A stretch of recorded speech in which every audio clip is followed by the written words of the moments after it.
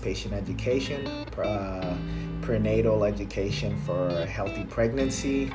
I'm going to be doing a lot of teaching for the patient here, kind of giving them a little bit of information on what to watch out for, what they should be expecting as well. But before I get started, I would knock on the door, introduce myself, hand sanitize, make sure I'm clean, and start talking to the patient. So the first thing I want to do is I want to talk to the patient about what the routine checkups entail. So the routine checkups for the pregnant woman is going to be to check the woman's vitals, check the baby's vitals, make sure she's healthy, monitor their health, and make sure the baby's developing right. They're going to do weight change, kind of go over some weight gains, what should be expected, how the baby should be growing is going to be checked for as well, the baby's heartbeat. There are just a few different things that are entailed in there.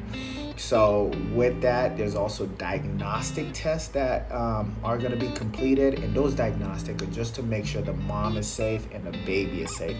And they will be doing ultrasound, they're going to be doing genetic testing, they're going to do amniocentesis. I'm sorry if I'm butchering the name, just to make sure that there is no underlying problem that could affect the mother and the baby during pregnancy. But during that checkup as well, or those checkups, there's going to be routine blood draws that are going to be done. They're going to be checking for RH, making sure the mom and babies are compatible, blood type. They're going to check for iron. They're going to check for glucose. They're going to do screening for infection. We don't want the mom to be sick and pass it on to the baby, so they're going to make sure the baby and the mom are compatible throughout that pregnancy. So that routine checkup is very essential for a mother to go to, because that's your safety check. That's where the doctor can let you know if there's anything wrong or anything that needs to be done during that procedure. So make sure to attend those appointments promptly. Make sure to try to follow the recommendations that are given during those visits. Also, education is going to be provided. Some of the education is going to include nutrition. So it's very important when it comes to nutrition for a mom that's pregnant and expecting, right? Because you have a baby growing inside of you. So you want to make sure you're getting healthy foods, well-balanced foods, which can include proteins, lean protein, colorful vegetables. So you want to make sure you get your vegetables, colorful fruits. So get your fruits that you need, whole grain, dairy products, healthy fats. You want to get those. You want to get foods that are rich in iron. That's going to help you and help the baby. There are supplements that you can take. There are prenatal vitamin supplements that are given to you, so you want to take that. And then there's also folic acid to prevent any defects. So make sure to adhere to that. If you have any special type of diet that you have been practicing and you want to keep up with that, make sure to talk to a registered dietitian and also talk to your doctor, so that way they can give you sound advice and also can monitor you to make sure you're healthy and make sure the baby is healthy and you're not having any problems during your pregnancy. Another thing that's also going to be discussed is going to be some expectations for regular exercise. Some women like to participate in their exercise regime. They don't want to change that. But we want to make sure that you have a safe pregnancy and that you're able to still continue what you had before, right? So would recommend to do low impact activities like walking, swimming, stationary cycling, prenatal yoga, anything that's safe, that's not causing you to overheat, or you don't want your heart rate to be going over 140. We don't want anything too intense, anything that's causing you too much pain.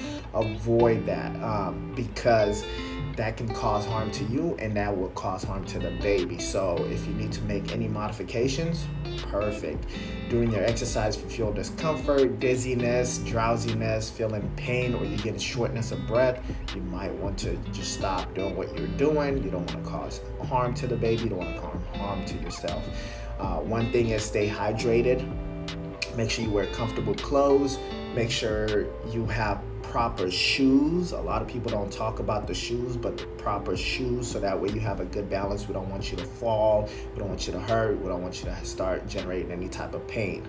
So those are all essential when it comes to the exercising component. But besides just exercise, there are weights to keep in mind. So the weights start off from your baseline BMI, right? So the baseline BMI that you had before you were pregnant. We're going to go off of that, and these are the recommendations for the weight gains you should be expecting for that. So let's say your BMI was below 18, right? So you're underweight. You should be expecting a weight gain of 28 to about 40 pounds, which is recommended. If your normal weight, which is a BMI of 18.5 to 24.9, there's an expected weight gain of 25 to 35 pounds. If you're overweight, which is a BMI of 25 to 29.9, then you're expected to have a weight gain of anywhere from 15 to 25 pounds. Now, if you are overweight or obese, so you have a BMI of 30 and above, the recommendation for weight gain is going to be anywhere from 11 to 20 pounds. So with any of these practices on losing weight, gaining weight, make sure to talk to your doctor so your doctor's aware of the goals that you have, so the doctor can monitor your weight. So that's where those routine checkups come in key, because during those routine checkups, they're going to check for your weight, check for your vitals, and so forth, and complete any labs that are needed to make sure you're safe and you have a safe pregnancy. So that's key to attend those, because they're going to be checking for that. Some of the things to kind of watch out for that are common for a pregnant woman: you might expect to have some nausea, some morning sickness, some back pain, some fatigue. So with nausea and so forth, try to have small, frequent meals. Avoid any food that's like a trigger for you. Just avoid that. Sometimes people try ginger remedies to kind of help reduce some of those symptoms. Those are helpful for you. If you're having back pain, you can kind of reduce that by having proper posture. I'm not even sitting in the best posture, but having proper posture, footwear is key. You can attend yoga, try to rest, and get some support belts that are available. If you're having any fatigue, you can rest, practice some sleep hygiene, delegate some of your tasks, maybe do some physical activities to help kind of minimize and reduce some of those stressors. So those are just a few things that we'd recommend for you. But one thing that we want you to be prompt on and let us know if it occurs anytime during your pregnancy is if you start getting like vaginal bleeding or abdominal cramp and pain. Let us know. If you have sudden decrease in feeling your baby, because you're gonna, in this moment, you're gonna be able to maybe during your pregnancy, you're gonna be able to feel your baby. So if that decreases, let us know. Call your provider right away. If you start having severe headaches, if you start having vision problems, if you start having persistent vomiting, or even if you start having swelling of your face or your hand, let us know right away. These are very vital things that we need to kind of assess to see what's going on, because the key here is to make sure you and your baby are safe. So once that's all taken care of, we'll be able to help you and make sure that you go through your journey the best way possible. So after I provided that education to the patient, I'll ask them if they have any questions. If they don't, I'll wash my hands and I'll go document the information. Thank you.